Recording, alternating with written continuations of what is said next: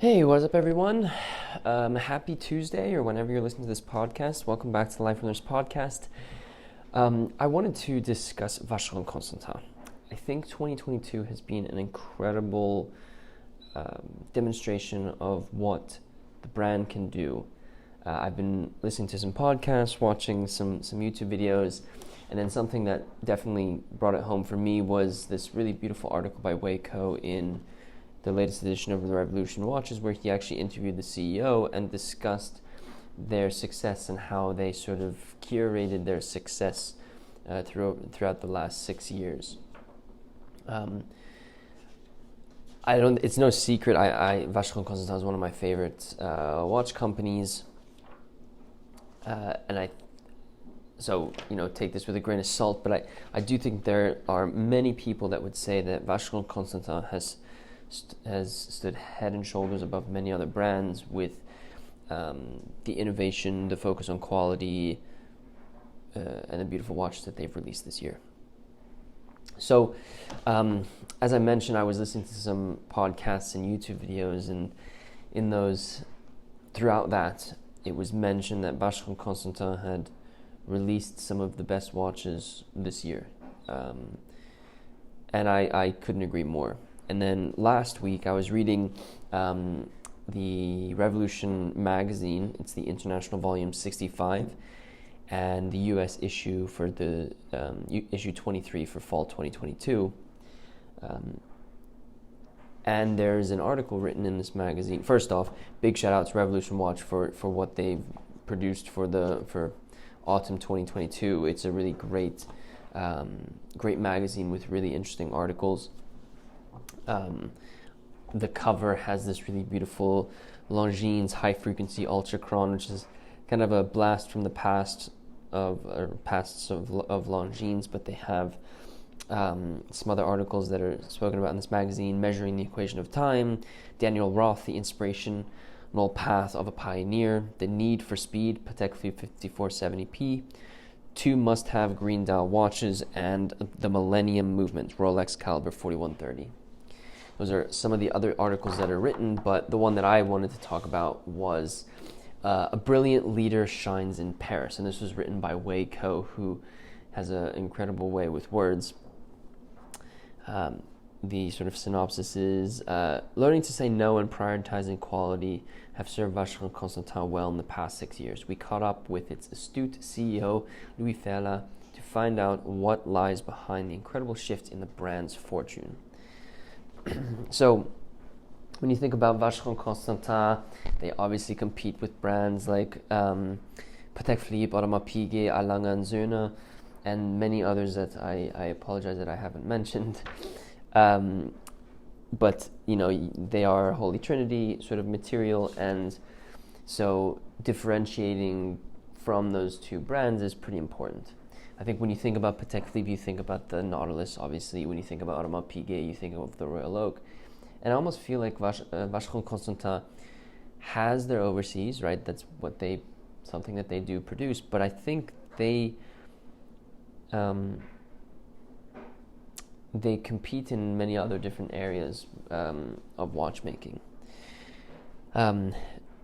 It's pretty interesting. The article literally starts with, just what the hell is going on at Vacheron Constantin, which was the question that Wei Koh was sort of asking himself.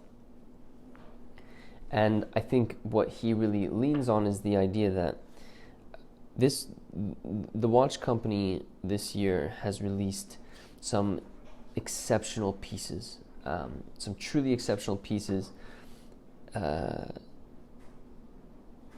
They released we were speaking briefly about the overseas, but they released the Vacheron Constantin overseas tourbillon skeleton in titanium and 18 karat pink gold. That was an absolute incredible feat. The overseas is obviously one of their most popular lines. To produce a skeleton tourbillon for their overseas is not easy and takes time to really focus on to release something so beautiful. But they also had their Cabinotier Grand Complication split-second chronograph. They also released a twin-beat perpetual calendar, and the Historic American 1921, they had a limited edition of that they released this year. Another very notable watch that they released was their re-release of their very famous Vacheron Constantin 222, which was in 18 karat gold and basically a perfect re-edition of the reference 222 from 1977. This really tugged on the heartstrings of many collectors,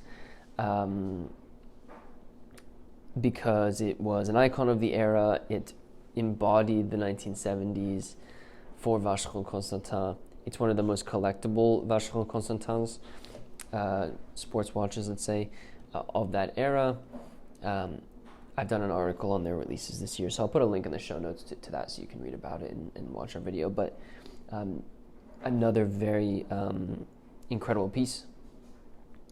And then they also, just lastly, the last thing I want to mention is their Métier d'Art tribute to great civilizations that they released towards the end of this year, let's say towards the end of summer, where they basically took civilizations around the world and made a limited run of the Roman Empire, the Persian Empire, Hellenistic Greece, and ancient Egypt.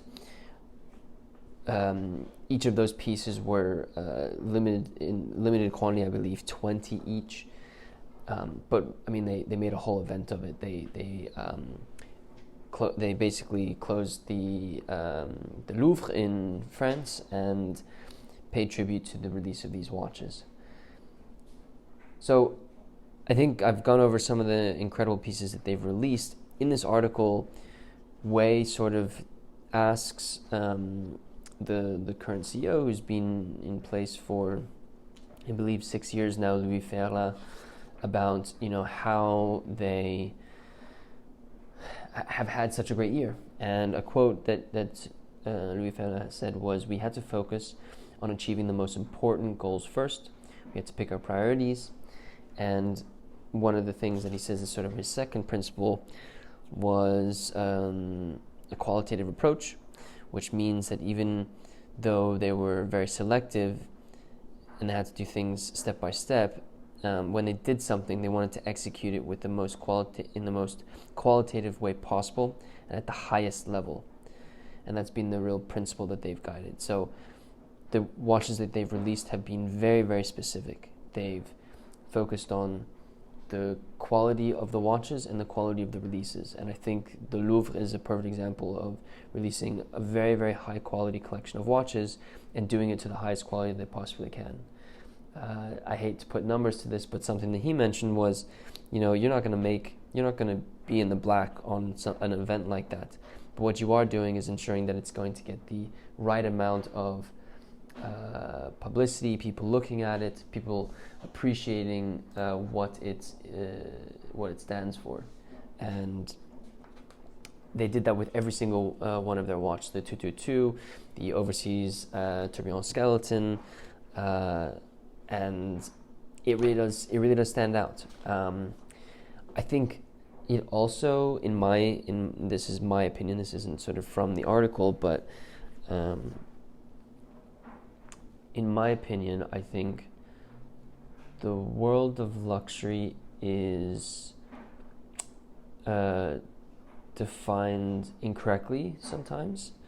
And I think when you see brands that are having events like the one at the Louvre for the Great Civilizations collection, I think it's bringing back the focus to quality, to artisanal watchmaking, which to me is luxury. I think luxury is sometimes thought of by many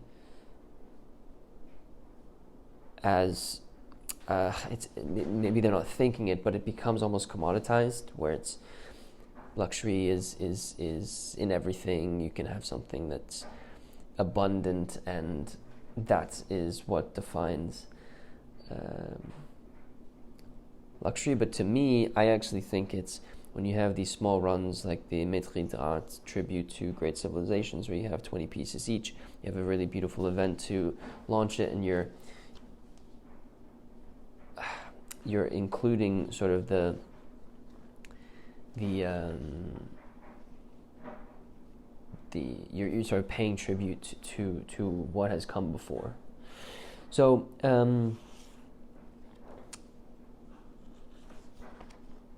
I think something that was also sort of mentioned in this article was about allocation of some of these pieces, because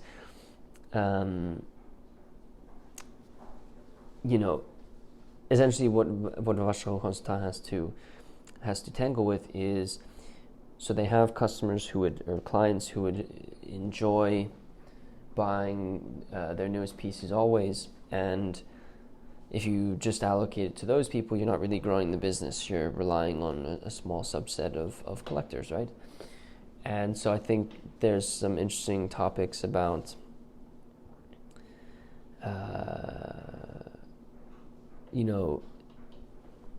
ensuring that new customers are getting it so they can grow their business.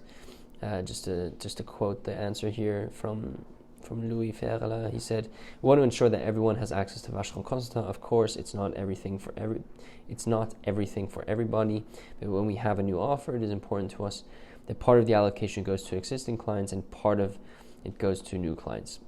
This is to grow our audience." Pretty interesting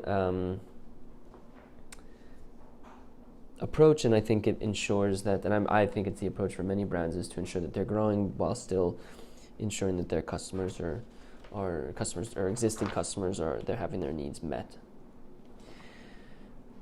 I think that type of transparency is not something that you hear from many CEOs of companies, so it's kind of nice to hear it from him. I really did enjoy this article, and I think at the end of the day, I want to congratulate Vacheron Constantin on the success that they've had in 2022. I found their watches to be interesting, to be exciting. I think the Great Civilizations was just a 10 out of 10, 11 out of 10, because it was off the beaten path, true artisan watchmaking, and speaks to, I think, the quality that the brand's leadership is ensuring that they produce. So to me, it was quite exciting. I'll leave a link in the show notes to some of our coverage of Vacheron Constantin this year. I'll also find a link to the Revolution Watch magazine, so you can pick it up. There were some really cool articles in this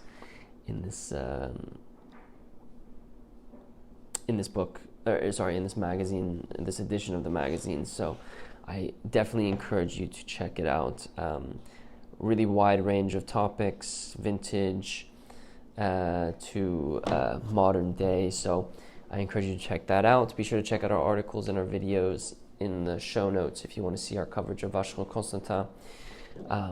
And if you want to chat about the brand or anything that was mentioned in this podcast, be sure to check us out on our social medias. We'd love to chat with you about Vacheron Constantin, about Revolution Watch, and some of the cool releases that have happened this year. If you are not following this podcast, be sure to follow it and share it with a friend who might be interested in listening to a watch podcast. If you are feeling generous and wouldn't mind leaving a rating for this podcast, it really does help me out.